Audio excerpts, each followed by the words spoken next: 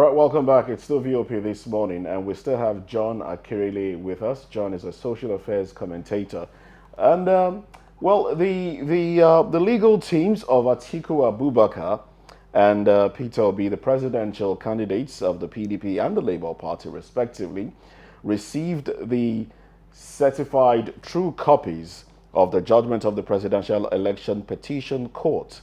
Now, the PEPC had on Wednesday upheld the election of President Bola Tinubu, dismissing the petitions filed by Atiku and Obi. Well, Atiku's aide in the courtroom on that day, one of the lawyers asked if they could get the certified true copies, and the judges assured them that yes, they would get it immediately the very next day, which was on a Thursday.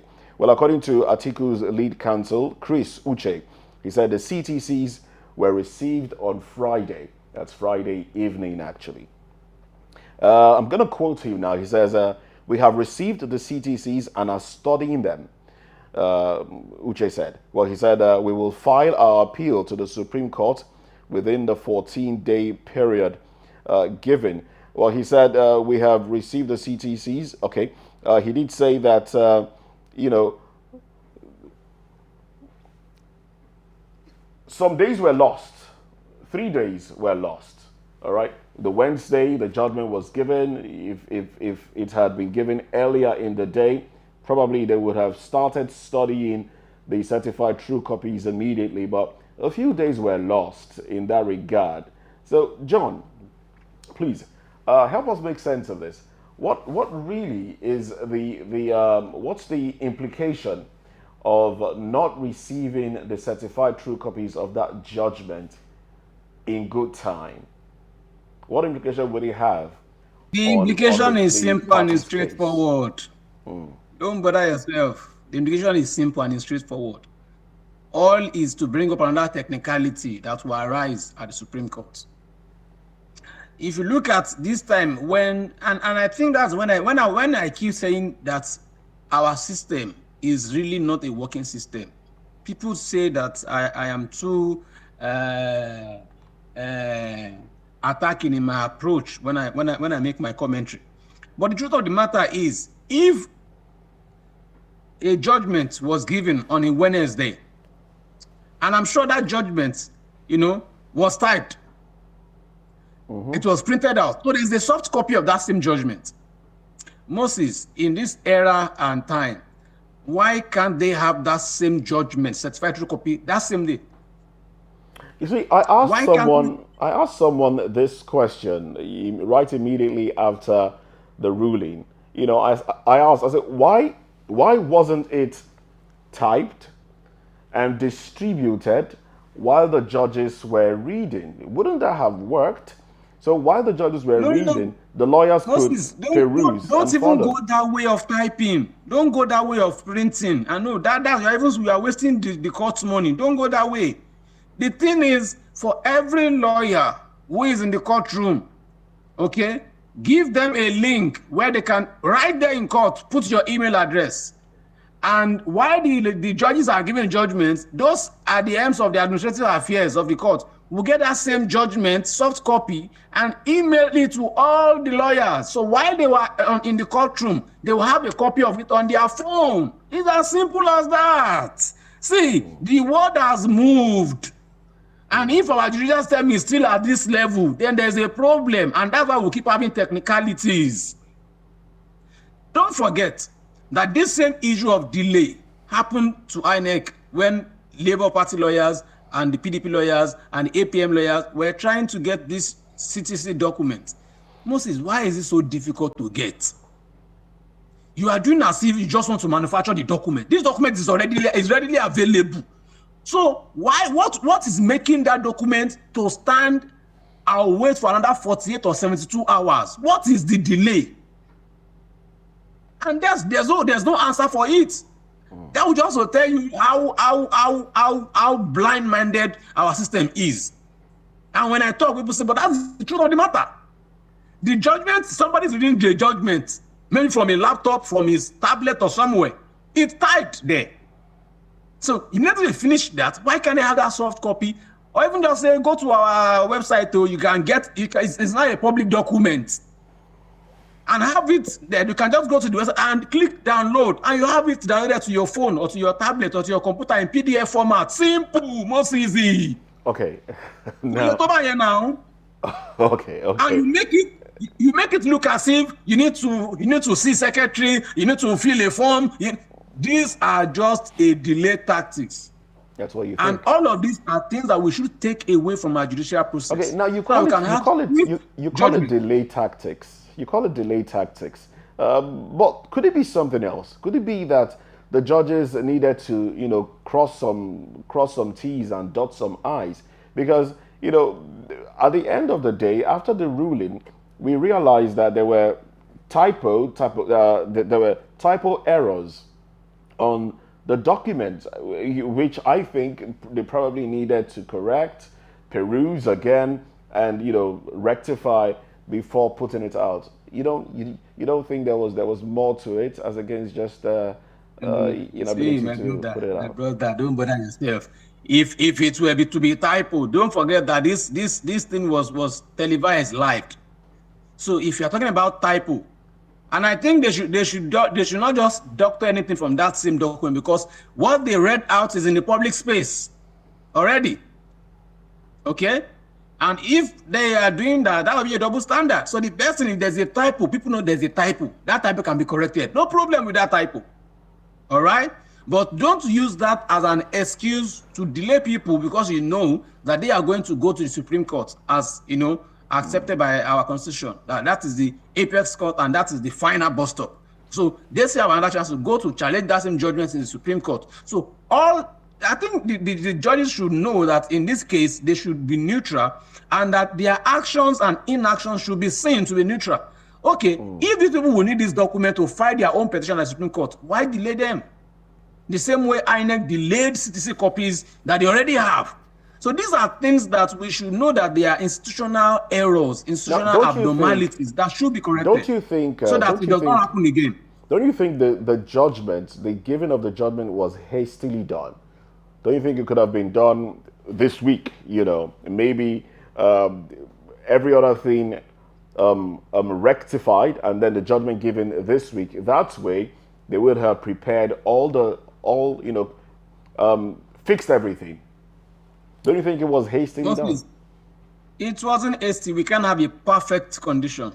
Okay. We can't have a perfect. So to get that straight into our score, we can't have a perfect condition. But then, can we make improvements? And that's why there are amendments. There's always a review. Okay. So if you give a judgment and you feel, we've made some mistakes or committed some blunders or errors in this regard, you can review it. Okay. And then look at how to correct such. But don't now say because you are looking for perfection and you use that as a delay method for me. That for me is a no-no. The judgment came in handy, and if you like, say whatever you want to say, but people go to court, and when you go to court, somebody will win, somebody will lose. That is a fact. But then the judgment should be seen as being balanced. Even if this person will win eventually, or this person will lose eventually, you should also see that this person has, lose some, win some. You win some, you lose some. Lastly, that's how you balance things up. Lastly, John, what do you say to the watermark that was noticed at on the copies, the certified true copies that were initially given out? It had the watermark, Tinubu Presidential Legal Team, TPLT, on top of it. That was the copy that was given out initially. What do you say to that? How do you speak to that? Well, for me, Moses, that will also tell you that when some people raised an allegation some time ago that some people were writing this judgment for the court, some people said it's blunder, it's fake news, it's propaganda. But that propaganda then, what this watermark says to you is that there is an iota of truth in it. Moses, either people want to accept it or not, Well, we don't have. there is no way We don't a have watermark can Well, generate itself on your document Could it be? without your Could it be? interference. Could it be that the Tinubu presidential legal team received it first, and it was the copies that they received from the judges was the one that was replicated and given out? You know, we can't since we don't have any proof as to whether the judgment was written for the judges. You know, we probably should tread softly in that regard. Yeah. Moses, for me, when you get your own judgment, do you put watermark on it? I haven't been to court for anything. How many of those, no, in our history, how many of those court cases that you know that have gotten a judgment and they have watermark on it? It's not your judgment, okay? It's the judgment of the court that you have a copy of. So you cannot, watermark means there's a patent, it's a patent right. Like you have your stamp on it, you know, like your seal. It's like your authority. So since it's not your judgment, you can't have such a watermark on it. And so these are questions that people will still be asking. And that's why I said to you and this administration that anything that will always give us question mark, that will always bring questions that we cannot answer, let's avoid them for God's sake. This thing is avoidable. Let's avoid them because these are things that will still bringing question mark to the legitimacy of this administration. These are the things that will be keeping people to keep saying all eyes should be on the judiciary. And these are the reasons why people will keep saying that the judiciary, they don't have a trust in the judiciary anymore. But I think the judiciary still have that time to correct the wrongs and put the country on the right path. Okay. Now, I did say that was last question, but I have another question. All right. Now, are there any legal precedents or regulations that govern the release of judgments certified through copies? Well, for me, I know that if you are a party, to the suit, you have that opportunity to have access to that document. But once a judgment is given on a particular case, that judgment becomes a public document that can be accessed by any other person. As a matter of fact, that is a copy that some law students in the law school will also use as a case study when they are studying.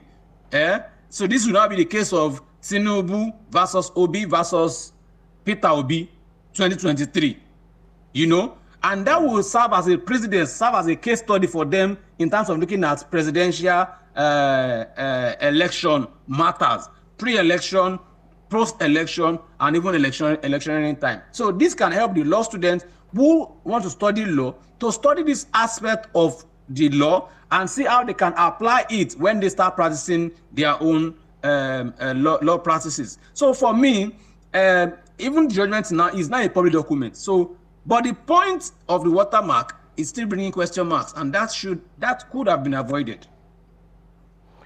All right then. Thank you very much, John Akirile. I was going to ask you another question, but I guess I'll probably just allow that one slide because of time. Thank you very much, John, for staying with us on the show. We really do appreciate your contribution. Thank you for having me. It's a pleasure. God bless Nigeria. God bless Nigeria indeed. Well, let's get on with business stories now. Now, in the world of business, 650,000 barrels per day Dangote refinery is yet to begin production after the August commencement date. Now, earlier announced by the president, Dangote Group, Aliko Dangote. However, no drop of refined petroleum product from the refinery has hit the market weeks after the promised production deadline. Spokesperson for the Nigerian National Petroleum Company Limited, Garba Dean, in June disclosed that the company will cut down its fuel imports program in August once the Dangote refinery began to push out refined petroleum products, latest August. Well, however, a source at the refinery told journalists that the management was unsure of when petroleum refining would begin at the Bejuleki facility. But the President, Petroleum and Natural Gas Senior Staff Association of Nigeria, Festus Osifo, advised the federal government to focus on completing the Port Harcourt refinery rather than focus on the Dangote refinery.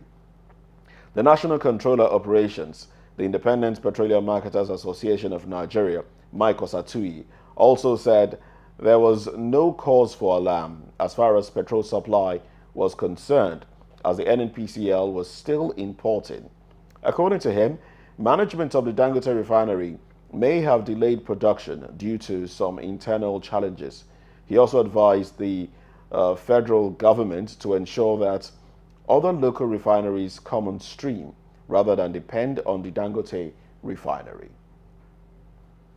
All right, away from that business story onto another one. The United Arab Emirates has lifted its month-long visa ban on Nigerians. Consequently, Etihad and Emirates Airlines will resume flight operations in Nigeria immediately. This is good news. The President's Special Advisor on Media and Publicity, Ajirin Galali, reveals this in a statement that he signed on Monday, that by this historic agreement, both Etihad Airlines and Emirates Airlines are to immediately resume flight schedule into and out of Nigeria without any further delay. Well, the statement titled President Tinubu secures landmark deal with United Arab Emirates across sectors, visa ban on Nigerian travelers is lifted immediately. Well, Monday's resolution followed talks between Nigeria's President Bola Tinubu and his Emirati counterpart, Mohammed bin Zayed Al Nahyan. It also comes nearly 3 weeks after the president expressed his willingness to personally intervene to end the nearly 1-year ban. All right, so there you have it. Those are the business stories that we have for you. We'll take a little break now. When we come back, we'll continue with the program.